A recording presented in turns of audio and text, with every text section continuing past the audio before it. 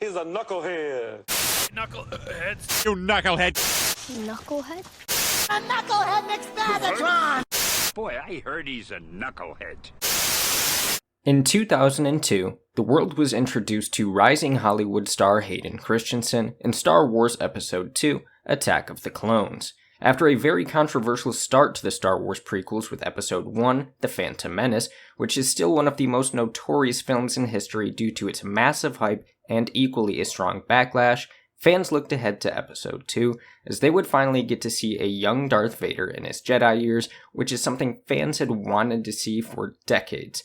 But despite Attack of the Clones and the third and final prequel, Revenge of the Sith, doing better critically than The Phantom Menace, they both still received a fair amount of criticism at that time, and Christensen got some of the worst of it. Today, Revenge of the Sith specifically has aged incredibly well. It's a fan favorite in a world where there are 12 Star Wars films, 7 TV series, including the non-canon Clone Wars from 2003, and loads of projects on the way.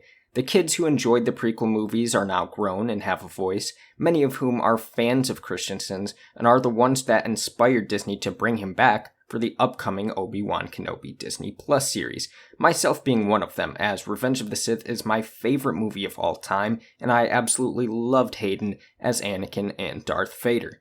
But the topic of Hayden's performances in those movies is still a somewhat controversial one, even though he gets far more love and acceptance than he did even a few years ago. In this video, I'm going to take you through the journey that this actor has been on, including subjecting you to some of his more critically acclaimed performances that you may not have seen, help you take a peek behind the curtains and see everything that went into playing Anakin Skywalker, while of course inserting some of my own opinions to help convey the message that I fully believe, which is that Hayden Christensen is misunderstood. Now, before we get into some of the more debatable topics, I'd like to run through two things that are almost undeniable about Hayden Christensen. Firstly, the fact that he is incredibly athletic. Excluding professional martial artists like Ray Park who played Darth Maul, Hayden is the most athletic and physically gifted actor to appear in Star Wars. He does the vast majority of his own stunts. Jump down, and we could do it in two pieces. Okay. He's got to jump down, and as he comes over, he's got to cut him. Yeah, and then you've got to go. Then we can do the second piece where he lands and rolls down. You want to do that, or you want to have a stunt guy do that? I'll do it if you'd like me to. It's up to you. Yeah, sure. I mean, it's kind of rolling sideways in the dirt. Well, if you think you'll see my face and it's worth having me do it, then Probably. I'm happy to do it, Yeah. Every stunt he's got on this movie, he'll do it. We have a double, we have a good double. Hayden's actually too good, and I'm not really doing very much at all. I mean, he's fiercer than the double, and, you know, he's made out of tough stuff. I was heavily involved in athletics and wanted to be a hockey player, wanted to be a tennis player. It's Star Wars, you know? Why would you not want to be a part of every aspect that you could? I don't want anyone else on the screen trying to do my thing. You know? I'll take a few bruises for the team. It's a stuntman in me. And while many people prefer the lightsaber duels from the original trilogy, often citing that they felt they were more realistic and filled with more tension, what Hayden was able to accomplish physically with a lightsaber in his hands was massively more impressive than what anyone was able to do back then, what anyone is doing now under Disney, and even outshined his other prequel trilogy co-stars. The second point I'd like to bring up, which I think is an undeniable talent of Hayden's, is how gifted he is with regards to his facial acting. I've heard countless people, even people who can't stand the prequels or him, say that the acting he does with his face is extremely impressive. Many go after George's dialogue, Hayden's line delivery, or even Hayden's natural voice as reasons they didn't like him in the prequels, but whether it's his fans praising his facial acting skills or haters saying that as long as dialogue isn't being spoken, that he's actually pretty good, most fans can agree upon this point. Okay, now that we've got that out of the way, let's take a trip to the past. It's 2001, and while Hayden is working on Attack of the Clones at this point, a film called Life as a House would be released, starring Hayden as an emo teenage stoner named Sam, who comes to live with his terminally ill father after he gains custody of Sam. While Attack of the Clones would be the film that made Hayden a household name, for better or worse, Life as a House was the film that put Hayden on the map, because believe it or not, the then 20-year-old Christensen would receive a Golden Globe nomination for that film. Now, before many of the harsh reviews he and Star Wars Episode 2 would receive, he landed the lead role in Shattered Glass, a film based on a true story about a young journalist named Stephen Glass, who fell from grace when it was discovered that he fabricated over half of his articles. This would go on to be Hayden's most critically acclaimed film and performance, and that holds true to this day. He was eventually nominated and won for Best Actor at the Las Palmas Film Festival for his performance in Shattered Glass. Hayden would then go on to make Revenge of the Sith, the third and final Star Wars prequel, because that's what he signed on for back when making Attack of the Clones. That film was another blockbuster hit and easily the most well-received of the prequels. While many still didn't like his performance in it, most agree his performance was markedly better. Revenge of the Sith, recently dubbed a cult classic due to its ever-growing love from the fandom, despite those out there who still hate it, is certainly the strongest reason I'm making this video and the strongest reason Hayden is coming back to Star Wars, which could be the reason his career may get rejuvenated. But obviously in saying his career may get rejuvenated implies that it hit a snag at some point, which is a whole topic in and of itself. Since 2008, Hayden has practically disappeared from mainstream movies. Many believe Hayden just thought it was healthier to move away from the spotlight so that the Star Wars backlash didn't follow him wherever he went. Considering the mental health struggles that Jake Lloyd and Ahmed Best went through, the actors for young Anakin and Jar Jar Binks, it certainly wouldn't be a surprise if that was part of the reason he left. Many simply think he wasn't getting offered good roles after his performances as Anakin and was sort of blacklisted in a sense, like Natalie Portman, who is on record saying that no one wanted to work with her during the prequel years. She had to call in a favor to get back into the good graces of filmmakers, and obviously we know how she eventually turned out. She won a freaking Oscar for Best Actress due to her performance in Black Swan. But as we know it, Hollywood just wasn't Hayden's scene back then. Star Wars hit him so fast at such a young age, and he just didn't love it. All of the paparazzi and people being camped outside of apartments he was staying at was just overwhelming him. He said it was so extreme and so foreign that he just didn't enjoy it, so that's the main reason he left. And on top of that, he is also quoted as saying that stepping away back then just felt right, because when he eventually came back, if he decided he wanted to, he would feel like he really earned it. So he also wanted that sense of accomplishment back, and leaving mainstream movies was part of reclaiming that. Before he walked away, he did star in one more blockbuster, Jumper, based on the very popular books, because he was a big fan of the director Doug Liman, who directed The Bourne Identity. I've not met many people who dislike Jumper. It's a rather fun movie, fun premise, good effects, good action, good actors, but it got poor critical reviews, and since then, Hayden has pretty much been absent from Hollywood. Most of the work he does now are small projects and indie films, usually local to his home in Toronto, where he lives on a farm raising his daughter. So that's why you don't see him in many big projects anymore, or many super well-received ones. What's available to him and what he's actually willing to do are limited. His former manager is even on record being frustrated with him at times due to how many roles he turns down, which has included Clint Eastwood's Hereafter, Afterlife with Liam Neeson, and Sherry with Michelle Pfeiffer over the years. It's unfortunate that his experience with Hollywood was such an extreme one. He was a potential star in the making, but most people didn't even know who he was before he was cast in Star Wars, and then all of a sudden he's on every cereal box in the world, can't get away from people trying to take pictures of him eating dinner, and not to mention the backlash that came along with being in the controversial prequel films. He had practically no time to warm up to and adjust to this life, so after not too long, he left. So now you know. If anyone ever tries to cite what films he's been in the last 10 years or so as a means to judge his talent as an actor, it's not because he can't find better work. It was a deliberate choice by him because he saw a different lifestyle. But to do a quick recap, in his short few years actually in the Hollywood spotlight where he was taking big roles, all under the age of 27 mind you, so he didn't even get to his acting prime before walking away, he gave the world 2 incredibly well-received performances and starred in 3 blockbusters, 2 in the most iconic franchise of all time, beating out thousands of actors for that part, including some very high-profile names such as Leonardo DiCaprio and Heath Ledger. So, based on all of that, even if you don't love him like I do, wouldn't you assume that there's actually something there? Perhaps he is a very talented actor and the world just overreacted to his performance in Star Wars because Star Wars is such a massive part of pop culture. Maybe people discredit his overall talent and body of work because of 2 movies. Maybe it wasn't his fault that Anakin turned out the way he did, or maybe he even played Anakin exactly as Anakin should have been played. It just wasn't the character some envisioned in their heads for the previous few decades. Now, I don't want to discredit anyone's opinions on Hayden, Anakin, or those films, so I'm not going to pull the "you just didn't get what you wanted" criticism.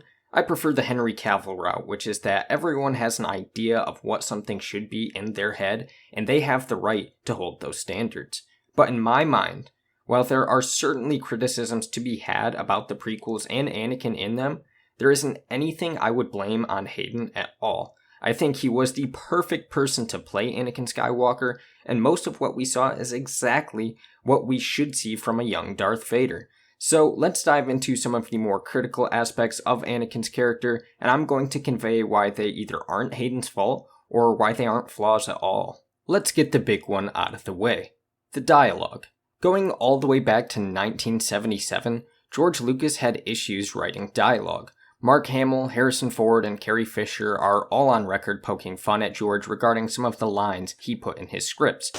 It was tough dialogue to say. So I think I got, Governor Tarkin, I thought I recognized your foul stench, which, I don't know about you, but I'm always talking like that. Challenge is to make it sound like it's coming off the top of my head, like I'm saying it for the first time, and the line was, "But we can't turn back." But we can't turn back. Indelibly printed in my memory.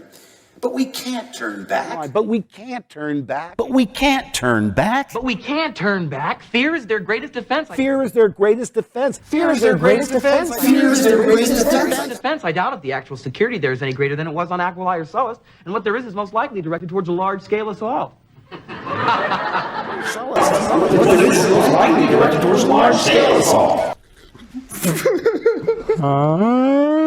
Who talks like this? Like this, George? Intellectually, I can make sense of it, but I thought, how do you deliver that line?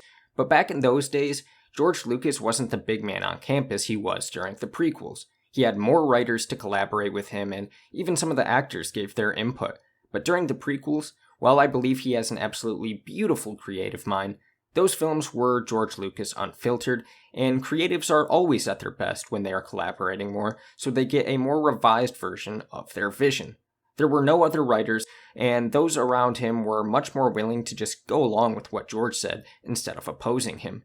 This is not George Lucas's fault. He did not purposefully surround himself with yes-men like many try to claim. Steven Spielberg, Ron Howard, and Robert Zemeckis were all offered a chance to direct the prequels before giving George the same advice, to do it himself.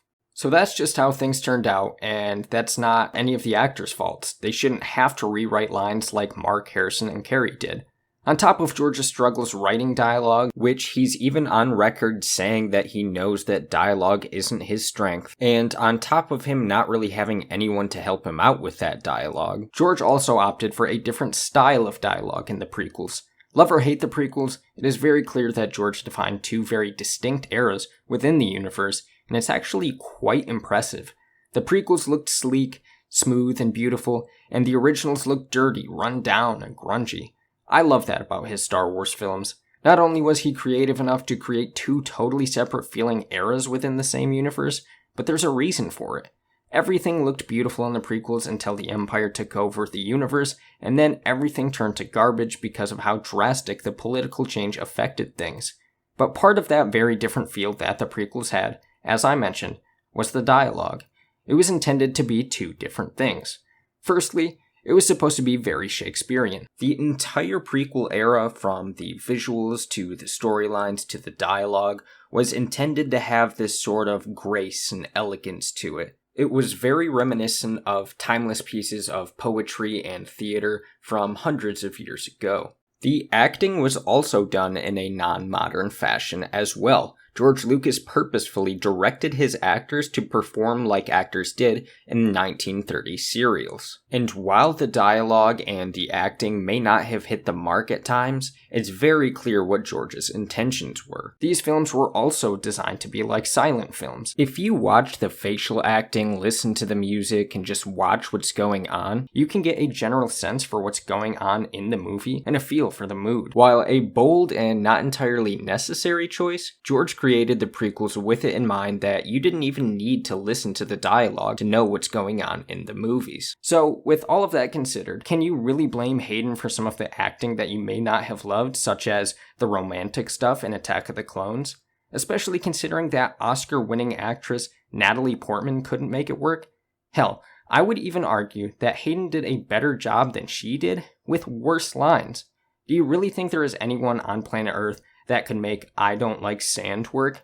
Even Leonardo DiCaprio, who is in the running for Anakin and I think is one of the single greatest actors of all time, could not make that work. But believe it or not, there's actually one bit of improvised dialogue in Attack of the Clones by Portman and Christensen because Lucas wasn't happy with what he had written. And while it's not much at all, if you pay close attention, it is definitely better from both actors. Take a look. And when I got to them, we went into aggressive negotiations. Thank you. Aggressive negotiations, what's that? Well, negotiations with a lightsaber. Now, there are a lot of people who simply don't like Hayden's voice, which is a bit soft, because they wanted something more menacing like Vader's was, and I understand that. But there's really not much he can do about that. Everyone has their own natural voice and range. Perhaps you don't find his suitable for the character, but that doesn't mean he's a bad actor at all, and ultimately he didn't cast himself. He was picked by others out of thousands who auditioned, including actors with much different voices from his. Hayden never even went into his auditions for Anakin believing he was going to get the part. He was just excited to meet George Lucas. Can you blame him? And Hayden actually did alter his voice a little bit, so it's not as easy to pick up his Canadian accent. But at the end of the day, if you don't like his voice, it's as simple as that. But that is not a legit criticism of his acting ability. Now, these are the other two main criticisms that I hear about Hayden's Anakin. That he's whiny, and that he's wooden. I feel those are a bit contradictory to each other. I can't really see a world in which you could be both of those things at the same time. Can you? Not displaying enough emotion to where someone calls you wooden, but also displaying too much to the point where they call you whiny? It doesn't make sense, but nonetheless, I will address them both.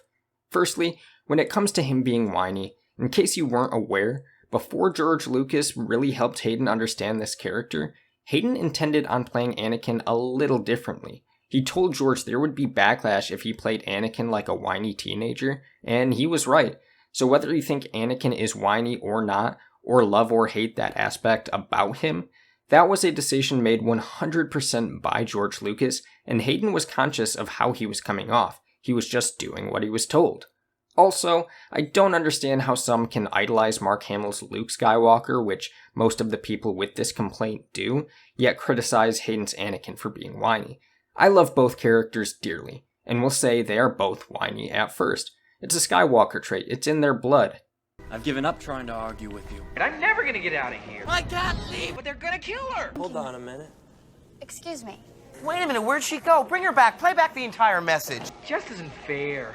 It's not fair. But they both develop into very stoic Jedi Knights. And given that the originals came out first, Hayden had Mark's performances to work off and figure out how that character's father might act. He wasn't throwing darts blindfolded with no idea how to play this character. So Anakin and Luke are very similar in many ways. The key difference being, of course, that Anakin turns to the dark side, whereas Luke does not. But mind you, Hayden only got 2 films, one of which he turns evil halfway through, and Mark got 3. Quality of the actual films aside, specifically focusing on how he acted, imagine the only 2 movies you saw Mark in were A New Hope, and then his character progresses all the way to how he is in the first act of Return of the Jedi, but instead of Return of the Jedi ending how it did, Luke started slaughtering younglings midway through the movie. You would feel drastically different about Mark, and it would feel like some key pieces are missing. This is where I'm going to insert my own personal opinion, and if you disagree, that's totally fine. While I absolutely love Revenge of the Sith, I've always felt that the biggest flaw of the prequels was its structure. I believe that the fatal thing missing from that trilogy was the Clone Wars. Of course, we get that later in an animated series, which is absolutely brilliant, but not everyone cares enough to watch 7 seasons of a cartoon show. I think more than dialogue or Jar Jar Binks, problems I have with The Phantom Menace and Attack of the Clones stem from my opinion that they do not feel as vital to the overall saga. Revenge of the Sith and the original trilogy are all crucial in regards to the whole story, but The Phantom Menace almost just feels like a prequel book that you would read for extra canon knowledge. I wholeheartedly respect and appreciate George's artistic vision. He's far more brilliant than any of us who critique his movies. But I've always believed that The Phantom Menace and Attack of the Clones could be meshed together to make an overall more compelling Episode 1, and then continue with a Clone Wars film before Revenge of the Sith. If it were structured that way, Hayden would get 3 films, just like Mark. Anakin would start out kind of immature, just like Luke did. We'd essentially be seeing Episode 2 Anakin in Episode 1. But then we get that piece of connective tissue, that crucial piece of character development, and see how Anakin goes from point A to point B to point C, instead of going 1A to 2A, skipping B, and then going to C. That Clone Wars film would really help flesh out the hero aspect of Anakin Skywalker and highlight exactly how Obi-Wan refers to him in A New Hope, saying that he was the best star pilot in the galaxy, a cunning warrior, and a good friend.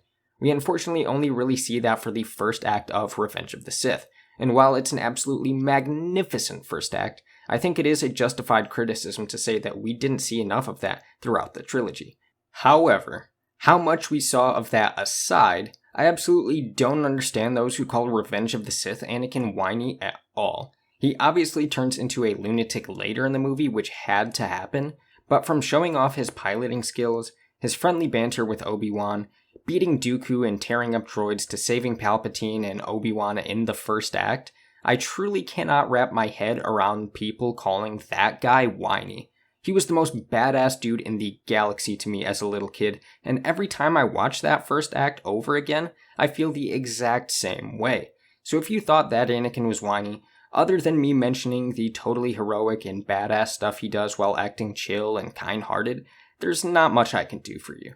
If you did like Anakin in that first act, however, imagine getting a whole film of him just acting like that before Revenge of the Sith. I think that would change practically everyone's opinions on Anakin, Hayden, and the prequels. So that's the biggest misstep of the prequels in my opinion, and I truly believe that Hayden simply did not get enough time to showcase the evolution of this character. If he did, I probably wouldn't be making a video about why he's misunderstood. Again, though, just to reiterate, that is all just my opinion. Now, regarding the notion that Hayden was wooden, I have always found this to be the most laughable argument against his acting. Another thing that Hayden told George Lucas with regards to his acting is that it's easier for him personally if he doesn't hear other people say his lines. That way he can come up with how to say certain things in his own head. But George said no, and would do line readings with the actors and told Hayden that he wanted him to say his lines as George was saying them to him. Hayden admittedly says it didn't allow for him to do his best work, but regardless of everything that happened, he still loves George and was so happy to be involved with these movies. So Hayden was never acting wooden, he was literally playing the character exactly as George instructed him to, which is what good actors do. And while many may not have been down for that, in my eyes, George made the correct call. Would the young version of the dark robot samurai not act this way? Think about it. Sure, Anakin in Attack of the Clones was a little immature, but everyone is at some point in their life, even Darth Vader. But interestingly enough, Hayden Christensen actually studied James Earl Jones's cadence to help blend Anakin with Vader. While their voices are extremely different, if you put a Darth Vader helmet with the voice changer on top of Hayden's head, he would sound exactly the same. They say words the same way. Just for comparison, here are a few clips of both. Thank you, my master. What is thy bidding, my master? Don't make me kill you. Don't make me destroy you. I don't want to hear any more about Obi-Wan. That name no longer has any meaning for me. I do not fear the dark side as you do. Obi-Wan once thought as you do. While they both emit extra emotion from time to time, Both James and Hayden's portrayals of the character are rather cold, numb, unfeeling, unsettling, and unnatural. That was the genius behind the Macbethian nightmare that is Darth Vader, and Hayden was just replicating it so the character made more sense. So I never understood why people adored James for voicing Vader that way in the original trilogy, yet criticized Hayden when he did it. Did they have it in their minds that Vader only acted and spoke this way because he was essentially a cyborg with a robotic voice and expected him to be completely different before he was put in the suit? I find that a little silly and find Hayden's acting to connect Anakin to Vader this way brilliant. It's much more immersive. And just one little side note, on top of being an amalgamation of Luke and Vader from the original trilogy, which is exactly how Anakin Skywalker should be, and it's absolutely insane to me that that's what we got, and many people couldn't stand it, there are also little hints of Leia in there as well. Governor Tarkin, I should have expected to find you holding Vader's leash. I recognized your foul stench when I was brought on board. General Grievous, you're shorter than I expected.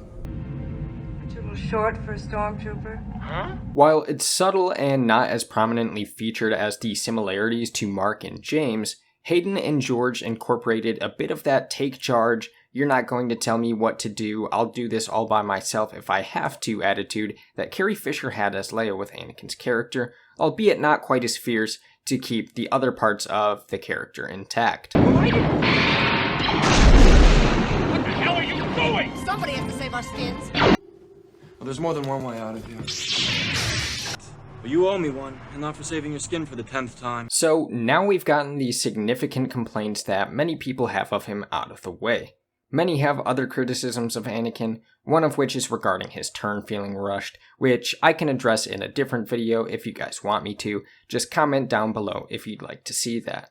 One other complaint people have is they call Anakin stupid, which, to be honest, he should be naive. Someone who is tricked into turning to the dark side and throws away everything they have on a false hope should be naive. But both of those things have to do with writing. You may not like the writing for this character, you may wish George went in a completely different direction, and I can respect that. Everyone has the right to their own opinion. But we're talking about Hayden Christensen's acting, and when you look at this character for what he actually is, and not what you may have wanted him to be, Hayden played that to a T, and I don't believe anyone could have done a better job. But while countering all of these complaints certainly takes the blame off of Hayden in some areas and justifies certain aspects of his two performances, it doesn't necessarily mean that they were overly great either. So let's dive into them, break them down, really analyze the character of Anakin Skywalker, to take this from it wasn't Hayden's fault and it wasn't all bad, to his performances were much more thoughtful, well-crafted, and nuanced than the vast majority of people may realize. Let's begin. The character of Anakin Skywalker is a tortured soul that bottles up all of his feelings. He was indoctrinated into a religious cult and told not to feel after he spent 10 years developing strong feelings and emotions. He has to hide his love life from everyone, despite the fact that he's scared to death to lose her, like he lost his mother, and is desperate for any way to keep her safe. He gets shipped out to war constantly for years, being part of countless ridiculously stressful situations, and faces immense pressure being a so-called prophesized one, meant to essentially save the entire galaxy. He's often caught between his Jedi Order that calls him their chosen one yet constantly disrespects him, and the politician he's told not to trust, but has looked out for him ever since he left his home planet as a child to become a Jedi. And no matter what all is going on with him, he can never truly tell anyone everything that's going on in his mind, not even his best friend and master, or his wife. He's being torn apart on the inside, while also trying to process everything that's going on around him, because so much is happening all the time that he's just overwhelmed by it all, and things only keep adding on to that. Ultimately, he reaches this boiling point where it all becomes too much, and that's where he snaps. That's how Anakin is written. That's how he should be, and the way Hayden acts as the character is exactly how you'd expect an individual to react to all of those stressors, problems, feelings, and conflicts, specifically in Revenge of the Sith. He is always deep in thought, conflicted, battling between his obligations and his desires, and when he speaks like he's talking through pain, like he's suppressing his problems instead of letting all of his emotions out, which we see what happens when he finally does. Have you ever been depressed or even just had a bad day or two where you're not crying or yelling, but things are just not going well and you're fixating on something? Maybe you're tired too, like Anakin who doesn't sleep. And despite how chipper some people may be around you, you just talk in sort of a soft-spoken and numb kind of voice, and you're never fully with everyone else in the moment. Your head is stuck thinking about whatever is going on in your life that's dragging you down. That's happened to me plenty of times, so I know that feeling. That's where Anakin was at 24/7 and what Hayden and George were trying to portray.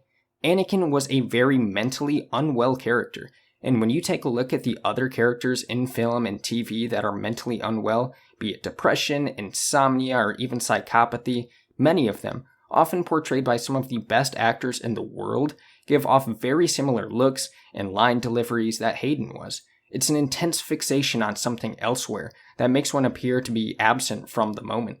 The brilliance is in the subtlety.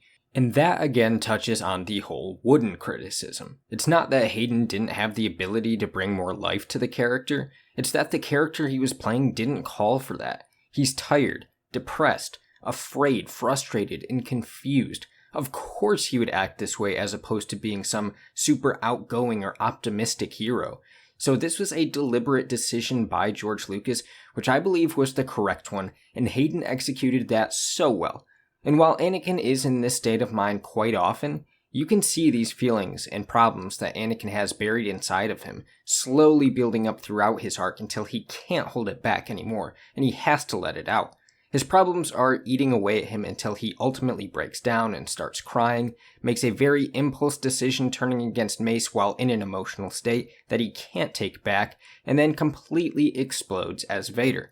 Like the volcanoes on Mustafar, which are representative of Vader's emotions, passionate, sporadic, and all over the place.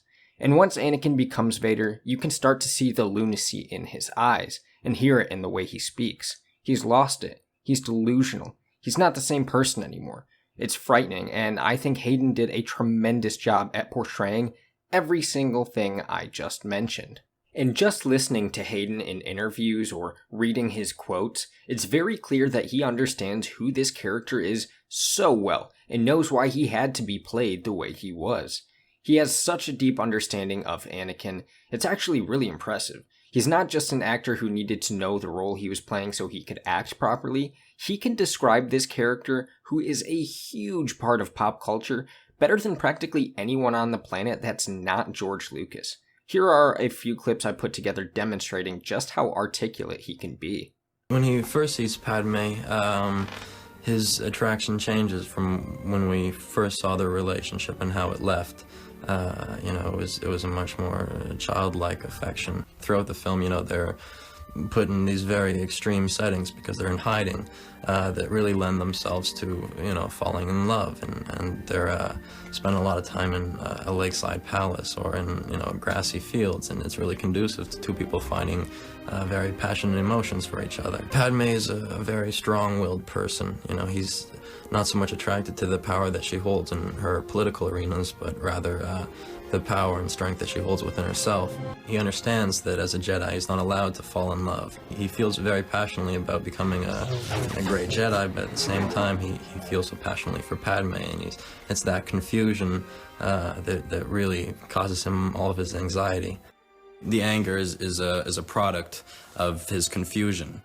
He's very passionate about the path that he wants to take as a Jedi. He's very determined, and he feels like he's being held back. He wants to break free of that, but then at the same time, he's found this love in his life, which takes him in a completely different direction. Where we left him in episode 2, he was consumed by conflicting emotions. His love for Padme, a lust for power, which was really magnified by his mother's death, and a fear, which is important, a fear that such an occurrence could happen again. As a very wise man once said, fear is the path to the dark side. Fear leads to anger. Anger leads to hate. Hate leads to suffering. And that, more or less, is the nature of Anakin's descent to the dark side. When we find him in episode 3, he's still very much enveloped by these same tormenting feelings that, the Jedi aren't affording him enough respect. Very prominent, rising disillusionment. His life has become more complicated, and this all culminates into an anger, compounded by changing relationships with both Palpatine and Obi-Wan. I mean, he begins to question the Jedi as a whole, but especially Obi-Wan. Anakin's relationship with Palpatine is one of deference and seduction. He lures Anakin into a very impressionable state. Yeah, pulls each string with such charming yet evil precision. The Obi-Wan-Anakin fight is an amazing battle. I've already been knighted, if you will, Darth Vader. Darth Vader's fighting style is much more aggressive and much more brutal than Anakin's. I think that the end fight where Anakin and Obi-Wan try to resolve their differences, Obi-Wan comes out with the better hand. But I think that's a result or, derivative of Anakin's emotions and not being able to focus them and control them, which is just, the root of Anakin's inabilities. But when you're a kid, he's the pinnacle of all evil. There is that mystery there, He is a man behind a mask. And up until now, we didn't know who that man was. So it allows, the audience to really instill their own imagination into that character and make that evil whatever they want it to be. There will be more depth, though, to that evil because it's not a conscious, choice that he's made. And everyone around Hayden saw his talent and dedication to this part.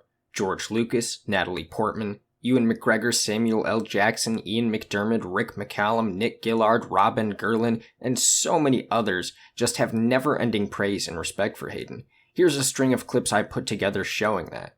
Well, Hayden is actually a very talented actor. He's very good, very professional, works really hard. Hayden is very good at doing the dark side, and he always has been. He came 8 weeks before. We took care mostly of cardiovascular, so he'd be in here 4 hours a day sword fighting. He'd then spend 2 hours a day in the gym. I think we've been really lucky with Hayden. When he started on Attack of the Clones, it could have been any young actor on Earth that was going to play that part. And now, 3 or 4 years on, boy, am I glad it was Hayden. You just couldn't get anyone better. I think he's the best sword fighter, actor or stuntman or sword fighter. He's the best I've ever seen. I think he's one of the most amazing actors of his generation, and I think we're going to be seeing a whole lot more of him. It's always exciting for an older actor to work with a younger actor who has great talent. But I didn't know it would be quite as exciting as it's turned out to be. I mean, we just, on certain scenes, we thought we were really, really cooking. They do all those fights. They are that fast. And it's all them, ladies and gentlemen. It really is. It's like you and Hayden were so brilliant at it, and they practice every morning. And I used to occasionally see them when I popped in to practice a little.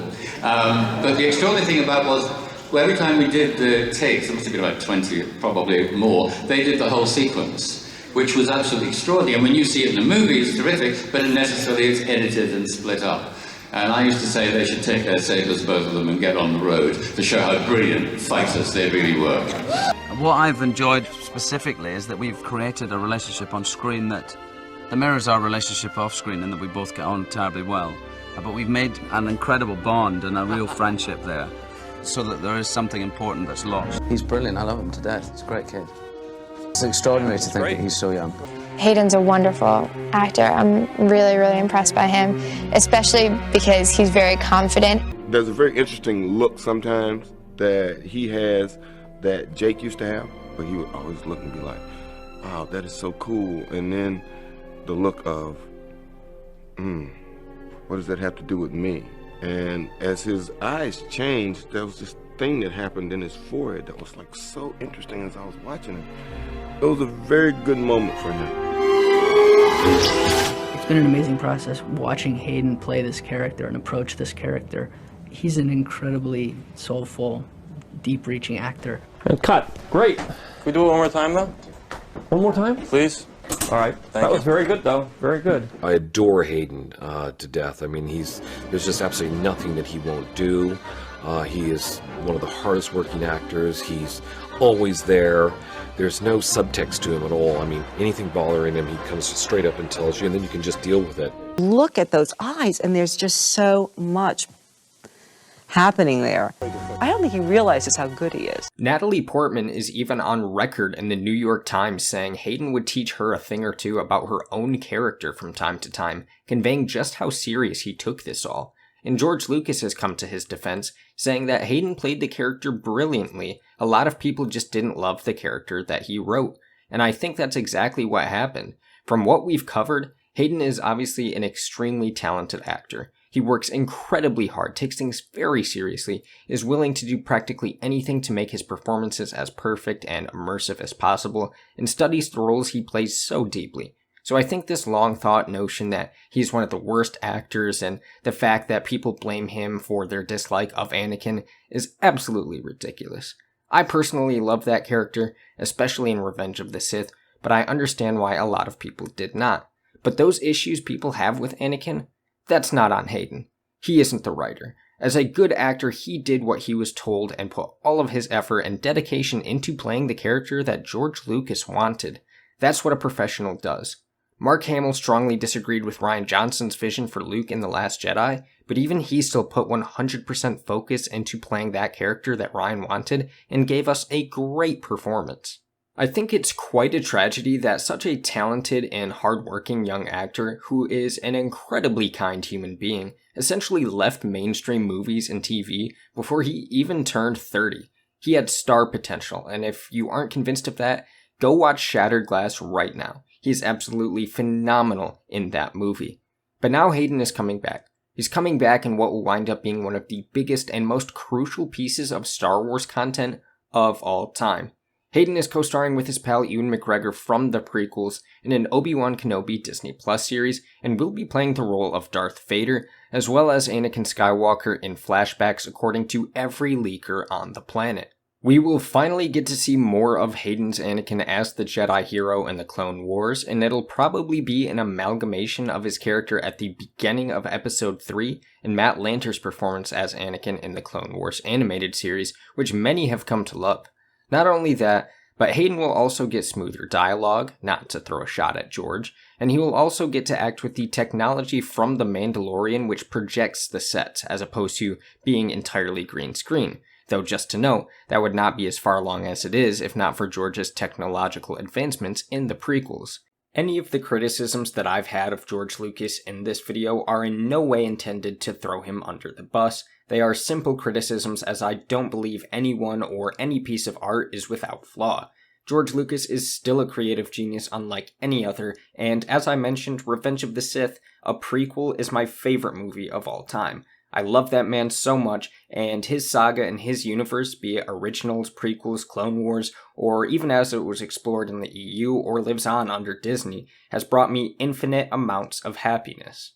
Hayden, as I mentioned, will also be playing Vader, and we will see him without the helmet. I suspect we will get a very haunting and tortured performance from him in that regard. I also have a theory that Hayden could be voicing Vader through an emulator, and I made a video about that, which I will link down below. Deborah Chow is directing the series, and she directed what are almost overwhelmingly viewed as the best episodes of The Mandalorian, and many other critically acclaimed projects such as Better Call Saul and Mr. Robot.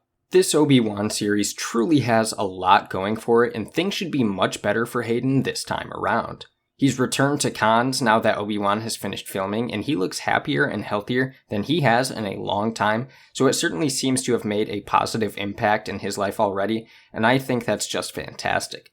Between kids who grew up with him now being adults and voicing their admiration for him, as well as the culture that The Mandalorian has cultivated for Star Wars shows on Disney+, this truly could result in an absolutely epic comeback, the likes of which we may have never seen before. I suspect people who didn't love him in the prequels will change their minds about him, or at least come around to a certain extent. This show will only help how people view him, and I think his image will go up big time. And even if Hayden's return isn't in Hollywood so much and more so high quality indie stuff, I just want to watch him in great content again and see him happy and thriving.